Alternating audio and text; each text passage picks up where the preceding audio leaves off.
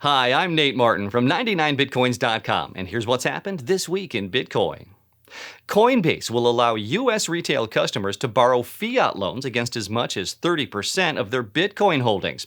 One of the largest and most regulated crypto exchanges is capping credit lines at $20,000 per customer and offering an interest rate of 8% for Bitcoin-backed loans with terms of 1 year or less. YAM, a DeFi token, suffered a fatal code flaw, which saw about $750,000 worth of tokens get locked up permanently and irretrievably. The project launched on Tuesday and had already accumulated over $500 million in value by Thursday. A report on DeFi revealed that over $25 million had been hacked or otherwise lost in the space in the second quarter of 2020. BitMEX announced that users will have to provide their personal identification details over the next 6 months to continue using the exchange.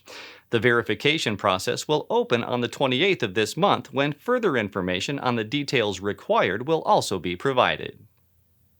The surging popularity of decentralized finance, or DeFi projects, is consuming a lot of Ethereum's blockchain resources.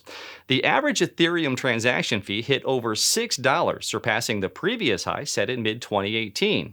Uniswap, Tether, and Forsage combined for over 30% of total gas usage by the end of the week. MicroStrategy has become the first NASDAQ-listed company to include Bitcoin as part of its asset allocation strategy. It supposedly invested $250 million in the cryptocurrency as a hedge against inflation. This step underlines the growing interest in cryptocurrency by institutional investors this year. Before we conclude, this week's Bitcoin Quick Question is, why are there so many cryptocurrencies? In 2011, 2 years after Bitcoin's creation, other cryptocurrencies began to appear. Entrepreneurs and developers realized that blockchain, the technology that Bitcoin relies on, can be used for additional purposes as well.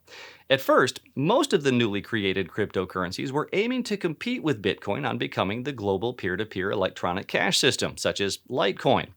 Later on, however, additional uses for the technology were introduced, and that brought on an enormous wave of newly created tokens. You see, Bitcoin's blockchain is effectively an immutable accounting ledger.